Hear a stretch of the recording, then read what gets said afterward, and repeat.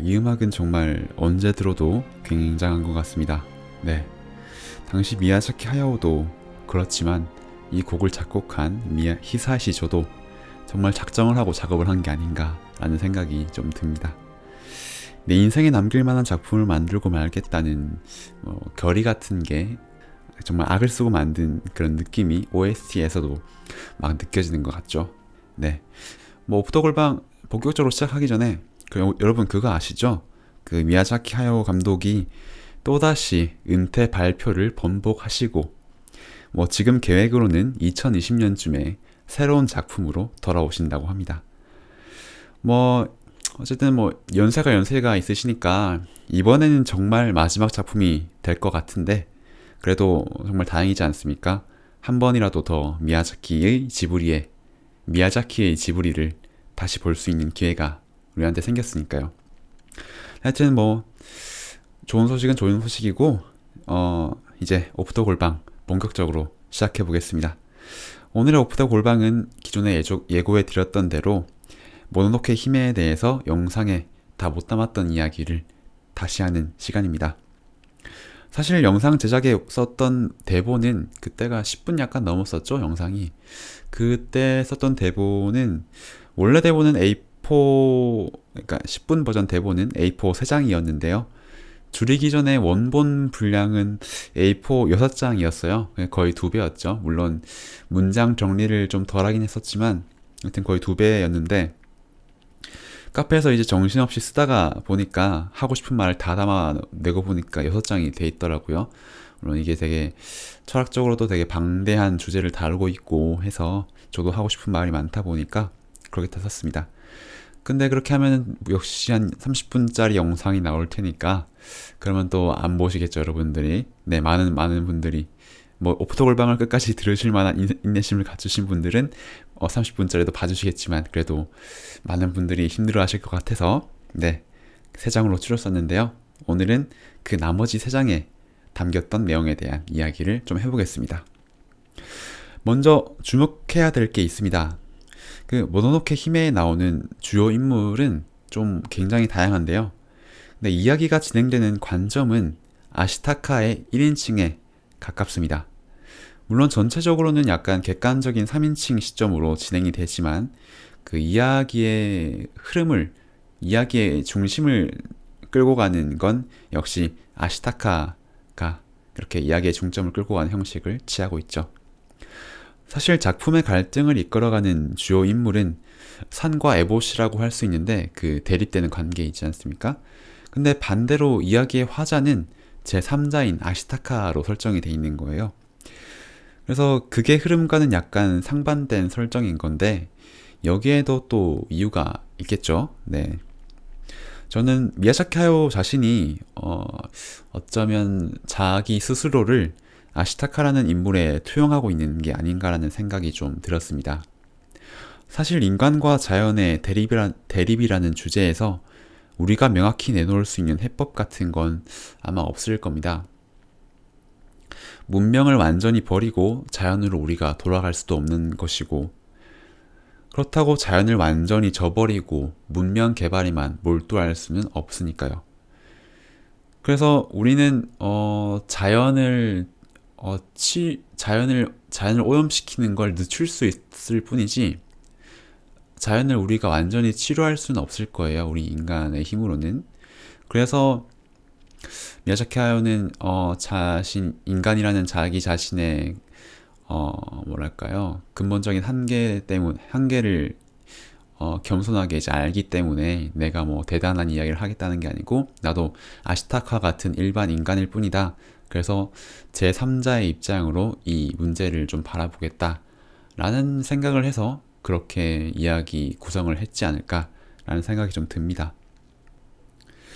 그래서 타타라 마을과 산의 모로일족 사이를 계속 오가면서 어떻게 하는 게 좋을지를 계속 고민하는 아시타카의 모습을 중심으로 작품을 전개하는 건 미야자키 하야오 자신도 한 사람의 인간인 내가 이 거대한 질문에 대한 명확한 해답을 내놓는 건 역시 감당하기 좀 버거운 숙제 아닌가 라는 생각과 그런 생각을 고백하기 위해서 모노노케 히메도 아닌 타타라 마을의 리더 에보시도 아닌 아시타카에 중점을 맞추고 작품을 진행했던 게 아닌가라는 생각이 좀 듭니다. 미야자키 하야오의 그런 생각대로 생각이 맞죠. 사실 우리 인간은 좀 굉장히 이중적인 존재입니다.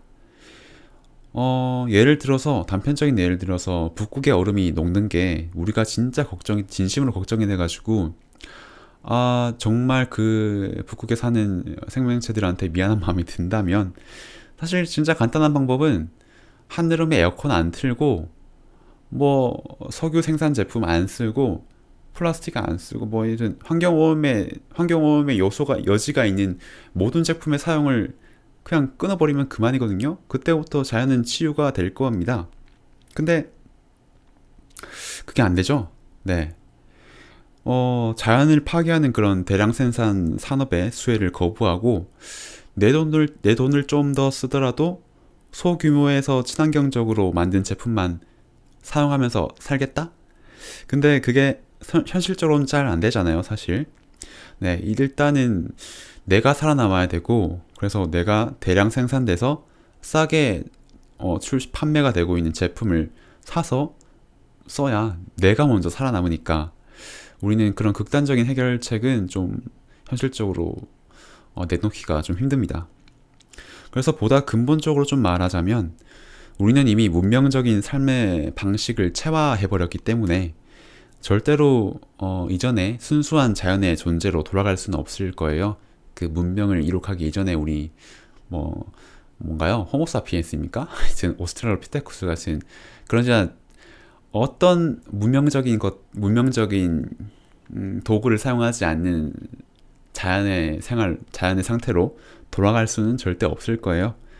그래서 지금 우리를 생판 무인도에 만약 갖다 놔도 일단 살아남으려고 저기 숲을 어떻게 개간을 해서 농사를 지어 먹을까, 불을 어떻게 피워서 저기를 동물들 어떻게 잡아먹을까, 이런 생각을 할 테니까요. 그래서 그런 맥락에서 우리 인간은 이미 지울 수 없는 원죄를 갖고 살아가는 존재일지도 모릅니다. 그리고 미야자키 하야오 자신도 그 자신이 하고 있는 애니메이션이라는 일도 사실 대량 생산의 산업을 기반으로 하고 있으니까 성립이 가능한 일이거든요. 미야자키 하야오가 아무리 진짜 숭고한 가치를 말한다고 해도 그 자신이 이미 문명적인 산업에 수혜를 입어버린 사람이기 때문에 원론적인 이야기는 자기 자신도 할 수가 없다는 걸 본인이 아는 거죠. 2, 3년 동안 예를 들어서 지브리가 2, 3년 동안 애니메이션을 만들었어요. 근데 애니메이션을 만들어서 우리는 환경을 얘기하니까 친환경적으로 만든 몇몇 극장에서만 한정판으로 상영을 하면 스튜디오가 과연 살아남을까요? 그 스튜디오에서 일했던 스태프들과 그 부양해야 되는 가족들과 그 사람들은 살아남을 수가 없죠. 네, 그런 문제가 있습니다. 그래서 항상 자연 보호를 외치는 미야자키이지만 그 자신도 이렇게 자연을 파괴하는 행위에서 결코 자유로울 수가 없는 거죠.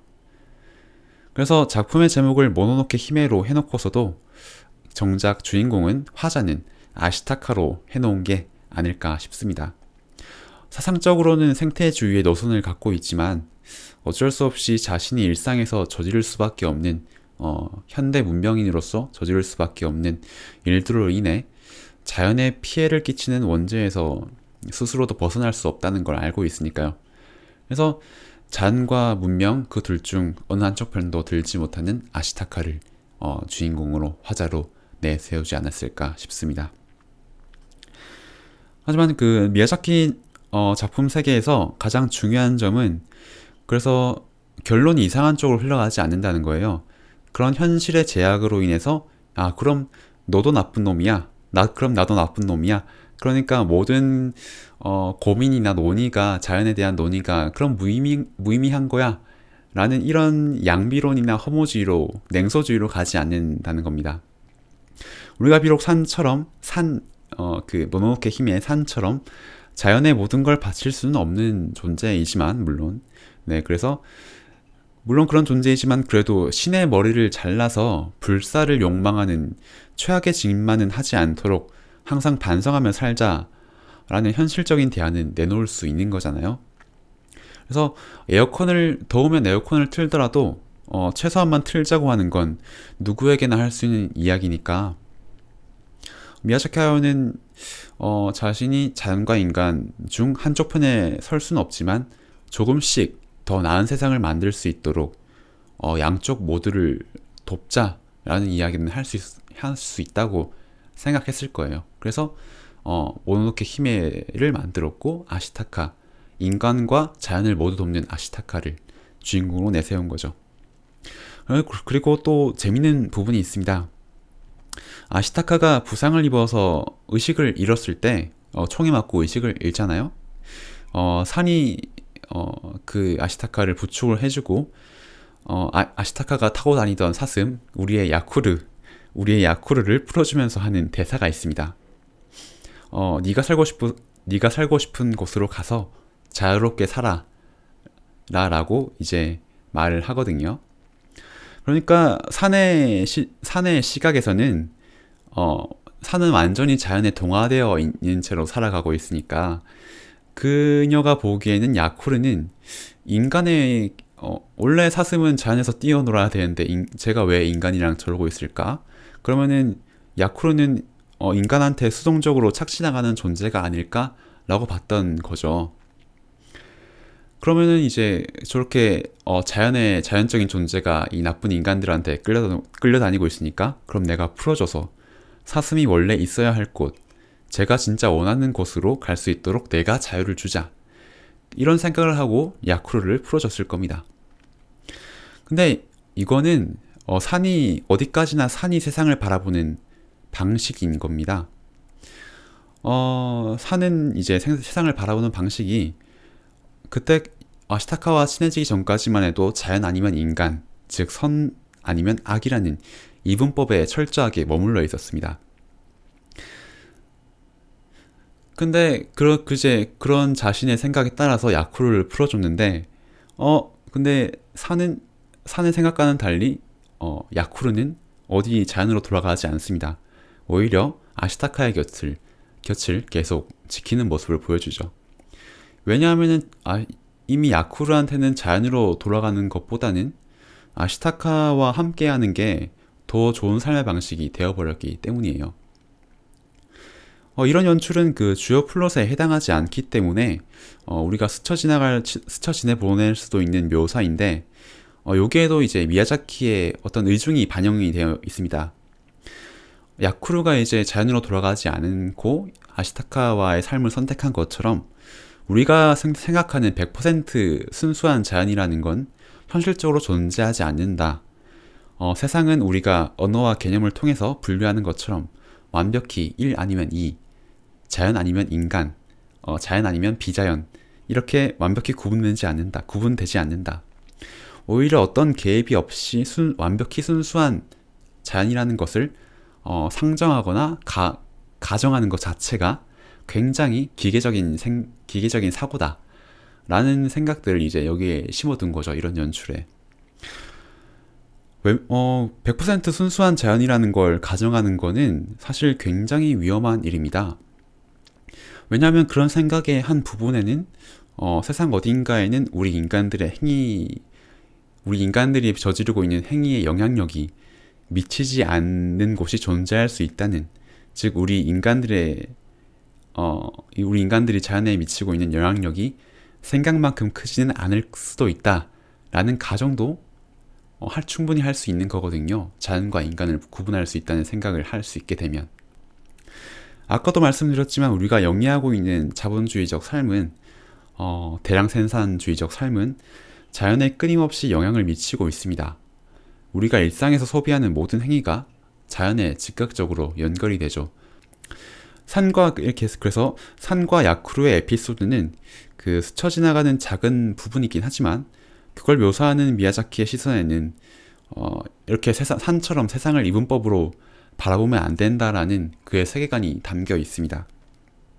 그래서 제가 지금 사소한, 어쩌면 어떤 분들한테는 당연하게 느끼실 수도 있겠지만, 이 이야기를 굉장히 길게 하는 건 사실 이러한 세계관에서 파생된 사고나 사상들이 미야자키의 작품 세계를 모두 구성하고 있기 때문입니다. 그래서 기계적으로 이분법을 하지 않는 미야자키의 시선을 꼭 짚어보고 싶었어요. 자세히 미야자키의 작품들을 살펴보면 그의 작품에는 이렇게 반이분법적인 시선이 모두 담겨 있습니다. 모든 캐릭터가 다 유동적이에요. 무조건적인 선이나 무조건적인 악이나 무조건적인 자연, 비자연이 없습니다. 센과 치히로를 볼게요. 센과 치히로에서 센을 괴롭혔던 마녀도 어떻게 보면은 사실 자기 아들한테는 굉장히 상냥한 어머니예요. 그렇게 악독한 마녀가 말이죠. 그래서 마녀라는 시선을 놓고 보면 악이지만 그 아들의 어머니라는 입장을 생각해보면 그녀도 이제 악이 아닌 거죠. 절대 악이 아닌 거죠. 그리고 처음에는 모든 걸 다 먹어치웠던 괴물 가오나 씨도 상처를 치유를 해주니까 착한 캐릭터로 변해서 이제 센과 치히로를 도와주죠. 하울의 움직이는 성에 나왔던 황야의 마녀도 똑같습니다. 처음에는 소피가 늙도록 저주를 건 나쁜 마녀로 등장하지만 나중에는 마법이 풀리고 알고 보니까 굉장히 나약한 할머니였던 거죠. 그래서 나약한 할머니가 돼서 소피를 위로를 해주고 이렇게 조언도 해주고 옆에서 힘이 되어주죠. 그리고 제국의 전쟁을 주도했던 대마법사 설리반도 작품 후반에 가면은 하울의 변화를 인정을 해주고 직접 휴전을 선언하게 됩니다. 다른 작품들도 다 살펴보면 마찬가지일 거예요. 이렇게 미야자키의 모든 작품에는 산과 야쿠루의 작은 에피소드를 바라보는 미야자키의 반이분법적인 시선이 똑같이 녹아들어 있습니다. 순수한 악이나 순수한 선 같은 걸 부정하는 유연한 사고가 미야자키 작품 세계의 기초가 되고 있는 거죠. 그래서 이분법으로 세상을 재단하지 않는 단 한쪽 편을 편들기보다 계속해서 더 나은 해결책을 고민하는 아시타카가 모노노케 히메의 주인공이 됐겠죠. 우리는 100%의 자연일 수도 100%의 인공적인 존재일 수도 없으니까요. 스스로를 자연에서 분리시키는 사고를 할 수 있는 사람은 아마도 나는 자연이랑 상관이 없는 사람이니까 자연을 파괴하는 행위도 아무런 죄책감 없이 충분히 할 수 있을 겁니다. 우리가 자연에 기대어서 살 수밖에 없다는 건 그래서 분명한 사실입니다. 그래서 작품 안에도 물이라는 장치가 굉장히 자주 나오는데요. 아시타카가 총에 맞았을 때 사는 시시가미 신의 거처 주변에 호수 같은 게 있죠. 연못 같은 게 물속에 아시타카의 상처를 담궈 놓습니다. 그리고 들깨신 모로도 산의 어머니죠. 아빠인가요? 하여튼 들깨신 모로도 다가오는 죽음을 늦추기 위해서 물속에 몸을 담궈 놓고 마지막을 기다리는 모습을 보여줍니다.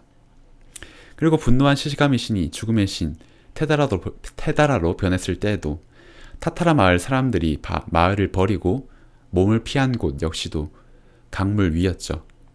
이처럼 물은 죽음과 반대되는 모든 걸 품어내고 다시 생명을 이어갈 수 있도록 하는 표상으로 등장합니다. 자연을 파괴했던 타타라 마을 사람들마저도 물 위에서 재앙을 피하고 새로운 시작을 다짐하는 것이 마지막 장면인 것도 우리 인간 문명이 아무리 위대해진들, 아무리 강력해진들 결국 자연의 영향에서 벗어날 수 없음을 말해주기 위함이겠죠. 저는 개인적으로 미야자키의 작품 연대기를 세 가지로 구분해 놓고 있는데 제 개인적인 생각입니다. 네. 모노노케 히메는 그의 작품 세계의 1기를 마무리하는 작품이 아닐까 싶습니다. 1기에서는 나우시카, 라퓨타, 토토로, 모노노케 히메처럼 자연과 인간 문명에 대한 거대한 담론을 이야기했고 2기에서는 하울과 센과 치히로 아니죠. 하울과 센과 치히로 포뇨에서 인간 사회를 이야기하는 것처럼 약간 좀 더 협소하지만 현실적이고 미시적인 주제로 옮겨옵니다. 그리고 3기에서는 바람이 분다에서처럼 그 어떤 비유적인 세계도 상정해 놓지 않고 상상의 세계를 상정해 놓지 않고 인간 세계 그대로를 묘사하면서 2기에서보다 더욱더 이 이야기의 무대를 현실에 가깝게 옮겨놓고 있죠. 물론 이건 개인적인 생각입니다. 네. 하여튼 이런 경향은, 이런 미야자키 작품 세계의 흐름은 아마 갈수록 우익화되어가는, 그리고 침체되어가는 일본 현실 사회가 이 사람의 작품에도 영향을 준 게 아닌가, 그렇게 생각이 되는데요.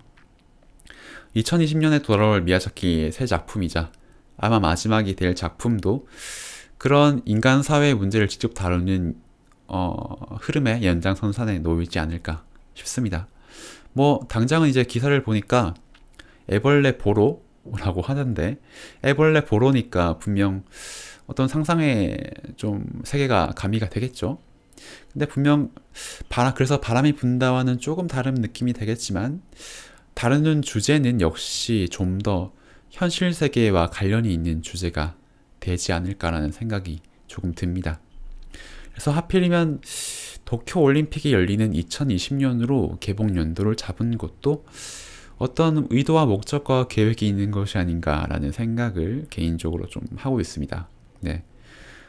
하여튼 미야자키 미야상은 굉장히 지금 아베 정권에 좀 반감이 심하고, 언론이라던가 예술 통제를 하는 그 정권에 대한 반감이 좀 심하니까 어쨌든 새로운 작품에 대한 창작 욕구도 그런 분노에서 발생하지 않았을까, 네, 그런 생각이 좀 있습니다. 네. 뭐 물론 이건 어디까지나 제 생각입니다. 어쨌든 그의 작품이 좀 새로 돌아온다는 거는 역시 기쁜 일이니까 그의 작품이, 신작이 마지막으로 나온다는 사실 하나에만 집중하고 기쁜 마음으로 우리 이제 3년을 한번 기다려 봅시다. 네. 오늘은 좀 뭔가 제가 녹음을 지금 하면서도 약간 산만한 느낌이 있네요, 제 말이. 하여튼 오늘은 격가지가 좀 많았는데 어쨌든 오프더골방의 5화는 여기까지입니다. 뭐 얘기하고 보니까 할 얘기가 좀 많았던 게 아니고 역시 줄이길 잘했구나, 쓸데없는 얘기를 안 하길 잘했구나 라고 생각이 듭니다. 하여튼 오늘도 여기까지 듣고 계신 분이 계시다면 정말 존경하고 감사드린다는 말씀 드리고 싶습니다. 앞으로도 잘 부탁드리고요. 애벌레 포로가 개봉하는 2020년까지 백수골방이 살아있을 수 있도록 응원을 부탁드리겠습니다. 그리고 오늘 오프더골방은 올린 건 이제 금요일에 이제 원래 매주 수요일마다 올리던 컨텐츠를 이번 주에는 금요일에 올리려고 오프더골방을 대신 오늘 올렸습니다. 이 점 양해를 부탁드리고요. 지금 밖에는 비가 오고 있는데, 네, 비가 오고 있는 차분한 날씨에, 네, 저 듣고만 있어도 졸리는 저의 목소리를 들으시면서 하루를 마무리하시길 바라겠습니다. 하여튼 네, 영상으로 또 찾아뵙고 언젠가 또 오프라인에서 다시 만날 수 있는 날을 기다리면서 오늘은 이만 인사를 드리겠습니다. 네, 감사합니다. 해피 크리스마스.